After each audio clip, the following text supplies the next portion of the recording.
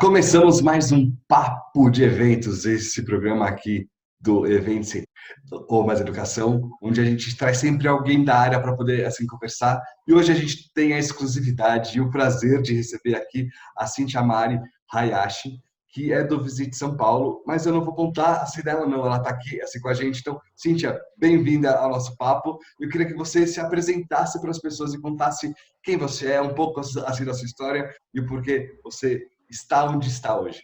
Bem-vinda. Oi, Tico. Obrigada pelo convite. É um prazer enorme estar aqui junto com a Events e podendo falar um pouquinho de mim, do Visit São Paulo. Então, obrigada mais uma vez. Bom, eu sou a Cíntia Mari Hayashi, como eu estava te falando, o Cíntia é meu nome aqui no Brasil. Mari é meu nome em japonês. E o ideograma significa cheiro de pera, odor de pera. Olha que legal. E o Hayashi é o meu sobrenome da família. Então, muita gente pergunta, Mari é o quê? É meu nome. Então, eu tenho dois nomes. Um da família japonesa, né? Que são as minhas raízes. Eu sou turismóloga, formada pela Universidade Anhembi Morumbi. Legal. Fiz alguns cursos voltados para a área de turismo e área de eventos, mas a minha história começa antes da minha formação da faculdade, porque acho que a gente tem toda uma trajetória antes de escolher o que a gente quer fazer, nem sempre a gente acerta, né? Então, eu acho que essa minha veia de comunicação, de venda, veio desde criança, porque o meu avô tinha uma loja de ferragens, ele teve loja de roupas, e desde muito pequena eu sempre fiquei com eles durante as férias. Eu passava os 30 dias de férias da escola na casa dele, e a gente não ficava sem fazer nada, e ele levava a gente para a loja. Então, ele ensinava a gente a vender, ensinava a gente sobre os produtos, e aí a gente atendia, recebia o dinheiro, ele ensinava a gente a dar o troco, e no final do dia eu fazia as contas com ele de quanto que a loja ganhou, tudo no papel, né? Naquela época não tinha computador nem nada, ele nem sabia mexer nisso, mas a gente fazia tudo no papel, e com o Kiroban, acho que é assim que chama, que é uma calculadora japonesa, e ele pagava para mim por dia um percentual do lucro, do que ele ganhou na loja. Então, acho que desde criança ele já me ensinou a trabalhar e a dar valor pro meu dinheiro. Então, acho que a minha história profissional e acho que como pessoa também começou, né, com o meu avô me ensinando. Isso em São Paulo? Isso em São Paulo. Legal. O avô é pai da minha mãe. Meus pais sempre trabalharam muito também, então eu tenho esse exemplo deles desde muito pequena, né, sempre fora de casa. Então, é essa visão que eu tenho. E aí, eu fiz uma escola técnica de desenho de construção civil, porque meu sonho era ser arquiteta. Então, antes de começar a faculdade, eu já fui para um colégio onde tinha aula do colégio normal, e depois eu passava a tarde inteira estudando desenho de construção civil, para daí eu fazer um curso da universidade, né, de arquitetura. Eu fiz esse curso, foi uma ótima experiência, porque eu sou bastante técnica, gosto disso. Trabalhei, inclusive, nessa área de arquitetura, de meio ambiente também, mas nesse meio Você tempo fazia me vários surgiu desenhos, você é boa de desenhar, então, imagina. desenho técnico. Eu sempre, na escola, eu me lembro que eu sempre gostei muito. Na época eu não sabia se eu gostava, eu sei que eu ia bem na matéria de desenho. E aí, quando eu tive que escolher, na verdade minha mãe me incentivou sair da escola que eu estava para poder me profissionalizar antes das outras pessoas. Então, para que eu fizesse um colégio técnico antes da universidade. Então, ela me tirou do Santa Marcelina, onde eu estudava em Perdizes, e prestei um vestibulinho para o Liceu de Artes e Ofícios, e passei. E aí foi quando eu comecei a ter esse lado mais profissional, até mesmo antes de completar 18 anos. E aí, depois de que eu saí, eu trabalhei com isso, e me surgiu uma oportunidade de viajar para o Japão, com uma prima que fazia turismo na USP. Era um trabalho temporário que ela fazia durante as férias da faculdade, de dezembro até fevereiro, e ela já tinha ido uma vez, gostou, e aí me chamou para ir no outro ano. Só que, coincidentemente, quando a gente faz aqueles testes testes vocacionais, para mim sempre apareceu a parte de humanas, né? A arquitetura, a parte de humanas, e eu tenho esse meu lado aventureiro, que eu acho que o turismo representa muito bem. Sim. E ela, na segunda vez que ela foi, ela me convidou, e eu acabei largando tudo aqui da parte de desenho que eu já estava trabalhando e fui ter essa experiência. Depois de 3 meses, que era o contrato, ela voltou. A gente teve uma experiência num resort de estação de esqui, Lá no de Japão. dezembro Legal. a fevereiro. Legal. Bem frio, mas para gente que mora aqui no Brasil, né, foi uma experiência um pouco impactante no começo, Um mas foi bem aprendizado, claro, bacana. com certeza. E o meu desafio começou na entrevista, né, porque para você trabalhar nessa estação de esqui, por esse período de 3 meses, que é a alta temporada de inverno lá do Japão, vinha um cara do RH do hotel, ele vinha especialmente para o Brasil para entrevistar 50 brasileiros descendentes de japoneses, Legal. e aí ele fazia a seleção. Na verdade, entrevistavam vários, né? E fazia a seleção de 50 Nikkeis, que é o que a gente fala, que são os brasileiros descendentes, para poder trabalhar durante esse período de 3 meses, que é a alta. E aí depois a gente volta para o Brasil, porque acabou a neve lá, então abaixa um pouco a demanda.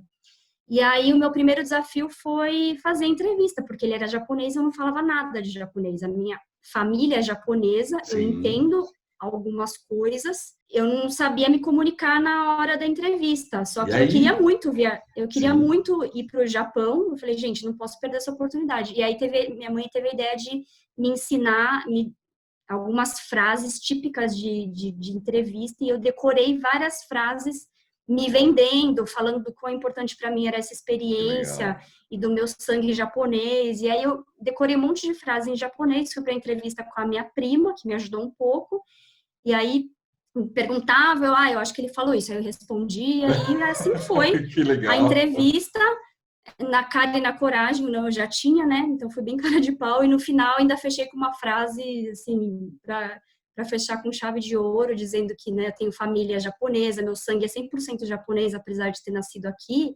Então, meu maior sonho era ter essa experiência de conhecer esse país que, sobretudo, tem a minha admiração, que é um país de primeiro mundo. Claro. Então, para eu ter essa experiência como pessoa e para eu iniciar minha vida profissional num país como o Japão. E aí, depois de uma semana, veio a resposta. Para mim, se viesse não, tudo bem também, né? Porque eu sabia que eu não ia, que eu não falava japonês. Mas a grande surpresa foi que eu fui aprovada. E aí, depois de um tempo, eu estava fazendo mala tal e viajando para o Japão para ter essa experiência de 3 meses. Aí você chegou a fazer algum curso de japonês, imagina, para poder entender melhor a língua. Ou você foi na raça e na coragem também? Eu fui na raça e na coragem, porque Olha, o que eu precisava passar era na entrevista. Depois eu não pensei muito nisso. Eu sou intensa, eu fui. E aí, só que o problema é que quando chegou lá, tinha uma série de capacitações para você entender o trabalho. O trabalho lá era num resort, então eu trabalhei no operacional em várias áreas. Trabalhei na recepção, mas a gente não tinha muito contato com o cliente, era mais o apoio. Trabalhei no restaurante, trabalhei na limpeza dos quartos, um pouquinho de tudo no resort eu aprendi. E aí as pessoas precisavam ensinar a gente o trabalho e eu não entendia nada. E quando eu fui fazer, eu fazia tudo errado. E aí eu levei um monte de bronca no começo. Foi, assim, uma experiência incrível. Hoje eu dou risada, mas na época foi bem triste. Eu chorava muito porque eu não entendia por que as pessoas me tratavam tão mal. Porque elas falavam... O que mais me machucava não era a questão do idioma, quando eu levava bronca. É que as líderes do hotel falavam que como você tem essa cara de japonês e você não sabe falar japonês. Então foi um super preconceito que eu sofri quando eu tinha na época 18 anos. Era meninota ainda. E sem muita coisa na cabeça, só queria viver e tá tudo certo. E aí sofri muito com isso. Eu tava de boa. Mas aí eu sofri muito com isso, porque eu não entendia a maldade das pessoas. Eu falava, gente, mas eu tenho essa cara de japonesa, mas eu nasci no Brasil, eu falo português, eu não tenho a obrigação de falar japonês. Só que aí eu acho que eu comecei a desenvolver essa questão da resiliência. Eu tô vivendo num país que não é meu, eu tô trabalhando com pessoas que são daqui, que falam o idioma e que precisam do meu trabalho. Então, para eu conquistar a confiança dessas pessoas, no mínimo, eu preciso falar o idioma deles. Porque senão eles nunca vão me respeitar. E eu queria muito ser respeitada, porque, né, não tenho desmérito nenhum de não saber falar japonês. Eu tenho meus valores como qualquer pessoa. Sim. E eu não admitia isso. E aí foi um desafio para mim. Eu falei, eu vou aprender a falar japonês. Fiz vários amigos japoneses que trabalhavam no hotel, me deram um dicionário na época, né, não servia muito, porque eu também não sabia ler, mas eu fui no dia a dia. E quanto tempo você ficou lá? Eu morei no Japão ao todo 5 anos, mas Caramba. essa fase do hotel foram só foram Ah, 6 meses. Mas aí, em 3 meses, com esse meu esforço de não conviver tanto com os brasileiros e ter essa experiência de estar 100% do tempo com os japoneses, foi super desconfortável, porque é difícil você se comunicar com pessoas que você não sabe idioma. Mas eu me total. permiti passar por essas dificuldades para que, num futuro próximo, eu pudesse me comunicar um pouco melhor e receber a confiança dessas pessoas. E aí foi um período, assim, um pouco difícil, né? Choque de culturas, né? Eu, Uau, brasileira, toda aberta, querendo conversar. O total. japonês, ele é mais fechado, ele é mais... Só que ele é mais disciplinado no trabalho, né? Então, assim, fui aprendendo um monte de coisa além da comunicação. E depois de 3 meses, eu aprendi a falar um pouco melhor, falava um pouco que nem índio, mas eu, com a cara de pau que eu sou, passei numa entrevista sem falar japonês, quando eu comecei a falar, eu não tinha vergonha também. Então, eu falava, as pessoas me corrigiam, e aí eu fui aprendendo e acabei, depois de 3 meses, acabou meu contrato, só que eu acho que nesse período eu consegui mostrar para as pessoas que só o idioma não era a Cíntia, a falta do Sim. idioma não me representava como pessoa. E aí eles perguntaram se eu queria continuar por mais 3 meses para trabalhar na época do Yamanobori, que eles falam, que é quando a neve derrete, começa a receber grupos de clientes que vão fazer caminhada na montanha. A demanda é bem menor, no entanto, como toda leva de brasileiros ia embora, eles precisavam de pelo menos um pouco mais de gente para trabalhar. E foi aí que eles me convidaram para ficar e eu decidi ficar. Meu contrato era de 3 meses, minha passagem estava marcada para 3 meses. Cobrada. E eu mudei para poder ficar mais esses 3 meses dessa segunda temporada e aprendi todo o trabalho. Eles me colocaram como líder do andar, e enfim, foi aí que eu consegui conquistar a confiança, falando ainda aquele japonês todo enrolado, mas estava indo. Depois eu saí desse hotel e fui para trabalhar em outros lugares, que eu Sim. tenha muita parte de tecnologia que é forte, a parte de produtos automotivos. Então, eu saí da parte de hospedagem, hotelaria, e fui para trabalhar em fábrica. E aí, eu trabalhava 13, 14 horas por dia, carregava peso, não tinha essa questão de homem e mulher. Sim. Então, foi muita E coisa lá que eu eles fui trabalham firme e forte, né? muita disciplina. O trabalho braçal é fábrica, mas você tem meta para bater e você tem que bater. Então, eu aprendi muito essa questão da disciplina, de você ter que Sim. cumprir o que foi proposto, né? E eles não têm muita conversa, você tem que aprender e ponto. Então, assim, chorei muito, foi bem difícil no começo, mas fez parte do meu aprendizado. E depois que eu mudei, eu fui para uma escola japonesa na prefeitura, aprendi a falar um pouco mais, e depois Ah, de um que ano eu voltei legal. para o hotel. Eu fiz questão de voltar para o hotel para falar, eu preciso mostrar que eu sou brasileira, mas que eu aprendo também a falar japonês. E que se era isso que eles queriam, talvez hoje eles possam me considerar uma profissional completa, porque além de tudo eu já aprendi a falar japonês. E eu voltei lá para falar, nossa, fui super bem recebida, fizeram café para mim, Mari-chan, como eles falam o nome carinhosamente, né? Colocam um Sim. chan depois do nome. E aí foi onde eu vencer a primeira batalha, né? Que foi E acho que você deve conquistar ter a se confiança. aproximado aí mais do turismo, ou isso já tinha em você esse querer do turismo? Então, eu não entendia muito bem a parte de técnica, né? Eu tinha experiência, eu morava no resort praticamente, Ah, então eu aprendi como funciona as operações de um resort 24 horas, como funciona um restaurante, como funcionava a parte ai, como fala? É lift em inglês, eu esqueci em português. Dos teleféricos, o que sim, você tem que fazer ali para ter segurança para as pessoas subirem, porque era legal. uma estação de esqui. Então, trabalhei ali também, trabalhei na recepção, limpeza também, aprendi a limpar muita coisa que eu também não sabia fazer. Você acaba tendo um overview, mas eu não tinha claramente essa noção do turismo e do que eu queria fazer. Sabe o que eu acho E aí, muito bacana? É, só interrompendo, você trabalhar em todas essas áreas, você entende tudo que acontece nos bastidores e até você dá até mais valor para quem está trabalhando também, né? Acho que é legal exato, isso também, né? Aprender é, isso também. Acho que é super bacana. você valoriza cada profissional, né, em cada coisa que é feita, e cada um no seu lugar, né, e eu acho que não que eu pensava já na época em ser gerente, ser diretora do turismo, mas para você se tornar, você precisa saber o básico. Sim. Se você não souber o operacional de um hotel, como funciona um restaurante, por exemplo, né, quais são as regras, muito dificilmente você vai conseguir gerenciar os seus funcionários. Então, acho que é algo que faz parte. Eu também não tenho vergonha de falar. Muita gente trabalhou no exterior fazendo limpeza, com babá e não falam.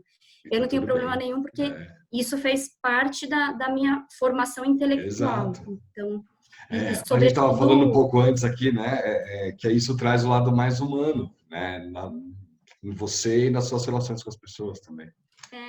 E eu acho que o Japão, além dessa parte que você comentou agora, que é a profissionalização do turismo, que eu ainda nem tinha tanta consciência, foi essa parte humana de me desenvolver como pessoa e compreender os meus valores, né? Me impor também quando é necessário e começar a conhecer a Cíntia como pessoa, porque eu fui com 18 anos, então a gente vai, né, fez parte o sofrimento, mas foi um desenvolvimento muito, muito bom, que hoje eu vejo que, né, é uma das melhores experiências que eu passei.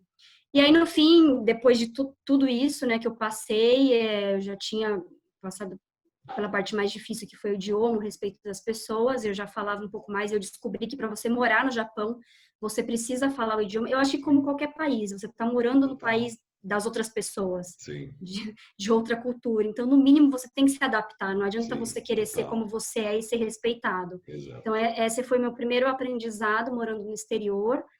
E outras milhões de coisas que eu aprendi, lavar roupa, limpar a casa, que eu nunca tinha feito na minha casa, porque, né, a gente sempre teve meu pai, mãe, né, secretária em casa para ajudar, então eu acabei sendo um pouco mimada, mas aprendi na raça todas essas coisas, além de valores, né, de sentir falta da família, enfim, tudo isso. E aí eu acabei ficando no Japão por 5 anos, voltei para o Brasil algumas vezes de férias, mas no total eu morei lá 5 anos. Depois de trabalhar no resort, eu fui para algumas fábricas, trabalhei em fábrica de chocolate, em fábrica de produtos automotivos, tecnologia, onde não era legal o trabalho, mas eu ganhava, né, razoavelmente bem, fazia meu pezinho de meia, e curtia um país sensacional que era o Japão, vivia essa experiência louca. Eu acho que E aí, tudo é aprendizado, né? Sim, é isso, né? Antes de voltar para o Brasil, eu tive uma experiência lá que foi trabalhar num restaurante, um bar-restaurante, que eu tive a oportunidade também de entender um pouco das contas, como que funciona a gerência ali. Eu sou bem cara de pau, então eu me meti ali. E eu tive essa experiência antes de voltar. Então, eu fiquei 2 anos nesse bar-restaurante, trabalhando com entretenimento, alimentos e bebidas, que é algo, né, bem sério no turismo, né? Tem que ter bastante cuidado com essa parte de alimentação. E aí, a minha mãe foi me buscar, porque eu estava com uma vida muito boa lá. Volta, minha filha. Ela morou os 2 últimos anos comigo, trabalhou, passeou. Meu pai também foi para lá, ficou 6 meses. O único que não foi, infelizmente, foi meu irmão, mas é porque ele tinha um bom trabalho aqui. E aí, com isso, resgatei essa parte de família. Minha mãe indo me buscar, eu tive que voltar. E aí, depois de 5 anos, eu voltei. E a primeira coisa que eu pensei não posso ficar parada. Não tenho dinheiro, como é que eu vou fazer, né? E aí, eu comecei a procurar trabalho. Eu me inscrevi na Imbi Morumbi para já começar o curso de turismo. Eu voltei em dezembro e aí, tipo, fevereiro eu já queria estar começando. Eu não gosto de perder tempo. E aí eu já estava matriculada e, coincidentemente, abriu vaga na Imbi Morumbi para trabalhar no telemarketing. E aí eu falei, vamos, se eu passar na entrevista eu vou. E aí eu comecei a trabalhar no telemarketing da universidade. Legal. E aí foi quando eu comecei a aprender um pouco mais da parte de vendas, né? Depois dessa parte da Embi, eu comecei a trabalhar com turismo. E você gostou de fazer faculdade? Foi uma época bacana. Eu acho que eu já comecei a faculdade, acho que eu tinha uns 23 anos, 20 e poucos anos. Eu comecei com 23. E a galera que começava lá tinha 17, 18 anos. Então a gente já estava meio em fases diferentes. E eu acho que tudo que eu tinha vivido no Japão me fez amadurecer muito. Então, quando eu cheguei na faculdade, eu achava todo mundo muito bobo. Todo mundo... Eu fiz várias amizades, né? É óbvio, a gente convive o ano inteiro, durante 4 anos, não tem como. Mas, no geral, assim, era um pouco diferente os meus desejos, os desejos da maioria da parte das pessoas que faziam faculdade comigo, mas foi uma ótima experiência. A EMB, ela abre muitas portas. Inclusive, o trabalho que eu tenho hoje foi através de uma vaga que a EMB me ofereceu. Que legal. Então, foi uma ótima experiência, foi uma ótima escolha, na verdade, ter ido para a EMB Morumbi, que é a pioneira do turismo aqui no Brasil, né? E foi bacana o curso, eu me esforcei bastante para ter boas notas, né? Porque como eu morei muito tempo fora, eu estava muito out dessa parte de estudar, eu sentia muita dificuldade. Então, minha meta era fechar o ano com média 8, com nota 8 em todas as matérias. Exatamente por essa minha dificuldade, eu coloquei essa meta para não ter problemas depois. Então, eu consegui fechar tudo com as notas que eu tinha me programado. E aí eu falei, pô, eu preciso começar a trabalhar, né, ter experiência no turismo. E aí comecei a mandar currículo, o primeiro job, depois do telemarketing, né, que eu fui para não ficar desempregada, eu fui trabalhar na rede Stan Plaza de hotéis, que é uma rede brasileira, né, e eu trabalhei como assistente da área comercial. Foi muito bom, porque foi aí que eu comecei a aprender mais sobre essa parte de vendas, não só do turismo operacional, que eu já tinha experiência, mas essa parte mais de business. Então, foi uma experiência bacana. E depois, a EMB me convidou de volta, mas não para trabalhar no telemarketing, para trabalhar na área de vendas da EMB. E eu teria a oportunidade de ganhar uma bolsa. Então, eu fui de volta para a EMB, trabalhei na área de vendas para atrair novos candidatos e alunos. Fiquei 2 anos lá. Eu estava para me formar e eu falei, eu não posso me formar aqui na EMB, eu já preciso estar ingressada no mercado, né? Foi uma oportunidade que eu economizei, onde eu não paguei a faculdade, mas falando de experiência de networking, eu não podia continuar na parte de educação. Eu precisava ir para o turismo. E aí eu saí da EMB, fui para Riachuelo, onde eles estavam com um projeto de criar uma agência de viagens própria, porque a Riachuelo, né, estava crescendo muito, tinha abertura de muitas lojas, então muita gente viajava. Então eu fui para esse projeto, não me identifiquei muito e acabei procurando outra oportunidade, que aí eu busquei um e-mail lá da EMB Morumbi que tinha me mandado durante há anos e era para trabalhar no São Paulo Convention and Visitors Bureau. Que legal. E, coincidentemente, eu mandei o currículo. No dia seguinte, eles me ligaram e me chamaram para fazer uma entrevista para a área do relacionamento com associados. E aí eu entraria como estagiária, porque a equipe já estava completa, então fui como estagiária. Foi em 2012, até onde eu estou hoje, mas passei por várias áreas lá dentro, vários desafios diferentes, desde da parte de capacitação dos hoteleiros para falar o que é o Convention Bureau, né, como a gente trabalha para esse mercado de eventos, né, essa parte de captação de eventos e como que o hotel pode ver benefício nessa nossa atuação, porque obviamente o hotel só vai ser parceiro do convention se ele vê, né, o que eu ganho com isso. Sim. Então, o meu trabalho era ir nos hotéis, mesmo sendo estagiária, eu ia nos hotéis fazer treinamento com 20, 30 pessoas, que era o pessoal da área de reserva, recepção, com o gerente geral, para poder falar um pouco do convention e quão importante é o room tax, que é a principal fonte de receita do convention que a gente recebe da hotelaria. Então, esse foi o meu primeiro job. Então, já aproveitando que você entrou na história do convention, assim, conta aqui pra gente o que o convention faz aqui em São Paulo. Qual é a função dele para ele poder ou mais alavancar, se relacionar com essas outras áreas? Com o mercado.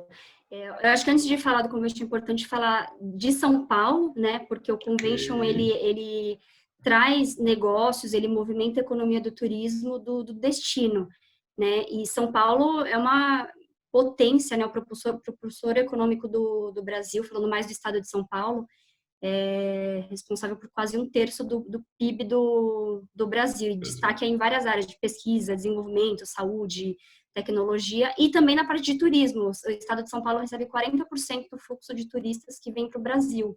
Então, é importante também. E a cidade, né, também muito importante, né, é o epicentro desse fenômeno da economia que é São Paulo. E, como eu te falei, recebe 50% dos visitantes que vêm a turismo de negócios, né, vêm para um evento, para uma reunião, e 25% somente a lazer, e o restante do percentual vem para fazer tratamento estético, vem para visitar a família. Então, temos bastante consolidação nessa parte de negócios e eventos. A gente ainda pode mais, obviamente, né, que a gente compete com vários países, várias cidades do mundo todo, mas já é consolidado com essa parte de negócios e a gente tem trabalhado agora com essa parte de lazer. Além dessa potência econômica, São Paulo tem toda essa infraestrutura para a realização de eventos, né? Além da mão de obra super qualificada, que é o diferencial dos outros destinos, 12 centros de convenções, são mais de 400 hotéis e muitos hotéis de luxo. E com isso surge o Convention Bureau, né, há 36 anos, que foi muitos empresários, né, queriam movimentar a economia do turismo e instituíram o Convention Bureau para isso, que era uma empresa, na verdade uma fundação sem fins lucrativos para trabalhar na captação de eventos para o destino e vendo o evento como um motor econômico. Então foi instituído o Convention Bureau por diversas empresas. E o objetivo do Convention Bureau, né, é a captação de eventos, né, aumentar o fluxo de visitantes da cidade e do estado hoje, né, através da captação de eventos. E além da captação de eventos para o destino, fazer a capacitação desses profissionais, né, aí entra a São Paulo Turismo, que trabalhou com a gente durante muito tempo, pegando esses projetos de capacitação para dar continuidade, e a questão da promoção do destino também. Então, o Convention, ele é responsável por todo esse trabalho de promoção da cidade de São Paulo, do estado e dos associados. Nós somos mantidos pela iniciativa privada, né? Nós não somos um órgão governamental. Uma fundação sem fins lucrativos, mantidos por 700 associados. Grande parte deles são da rede hoteleira, são 200 hotéis associados, todos os centros de convenções associados também, agências de viagens, operadoras, os DMCs, os organizadores de eventos, transportadoras, os personal guides, sem deixar qualquer segmento de fora, todos que fazem parte companhias aéreas, todos que fazem parte, que são players do turismo, têm um segmento e fazem parte dos associados do Convention Bureau. O nosso trabalho é trazer esses eventos para gerar oportunidades de negócios para esses nossos associados que mantêm. Então, é como se a gente oferecesse uma consultoria, né, facilitação Sim. de trazer eventos e negócios para a cidade, movimentar a economia local e para que nossos associados tenham essa oportunidade de trabalhar para esses eventos que são trazidos pelo Convention. Então, Deixa eu fazer uma pergunta técnica. Missão. Existe ou mais alguma relação desse Convention com os outros das outras cidades? Existe uma ligação entre vocês também? Na verdade, não. Cada destino institui o seu próprio Convention Bureau, cada cidade. Então, aqui, por exemplo, a gente tem Atibaia, tem Guarulhos. Então, tem várias cidades que instituíram o seu Convention Bureau. E para falar assim, na prática, nós somos concorrentes, porque cada Convention Bureau está lutando para trazer o evento para o seu destino. A gente quer o evento aqui para movimentar o turismo aqui. Então, eu não vou deixar que outro destino ganhe. Só que aí vem uma coisa muito controversa que é muito bacana. Apesar de ser concorrente, os Conventions Bureau se unem para que a gente se capacite, para a gente entender o mercado, a gente se une trocando ideias para que todos sejam melhores. Que legal. E hoje existe uma associação dos Conventions Bureaus do Brasil, que é a Unidestinos. Então, é um grupo de todos os Conventions Bureaus que, apesar de serem concorrentes em relação aos eventos, são parceiros na troca de experiências, né, e conteúdo, enfim, contar o que está fazendo e para que o outro faça uma ação de benchmarking. E Convention Bureau existe no mundo todo, então todas as grandes, não grandes cidades, mas todas as cidades que têm esse interesse de movimentar a economia do turismo com eventos, instituem um Convention Bureau, e esses são todos nossos super concorrentes. Legal. É legal isso, né? Porque você traz o lado mais humano, assim, de novo, né? Porque vocês são concorrentes, mas vocês não são inimigos. Eu acho que é um pouco, né, assim, diferente, né? Inimigo e concorrente ali. Troca de informações também, porque às vezes um evento foi para lá, a gente faz isso muito com a América Latina. Os eventos vão para outro destino, mas eles são rotativos, eles não podem acontecer de novo. Por exemplo, em Buenos Aires, aconteceu lá, ele só pode voltar para lá depois que ele rodar a América Latina toda. Sim. Então, poxa, passa os dados para mim para eu captar esse evento. Claro. Então, é essa contribuição que a gente faz. Sim. Assim como um evento que aconteceu aqui em São Paulo, eu posso passar a dica também para Buenos Aires para eles captarem esse evento. Exato. Então, mais do que concorrência, é essa parceria entre os conventions, na minha visão. Não, perfeito. Eu acho muito legal, muito legal. Muito bem.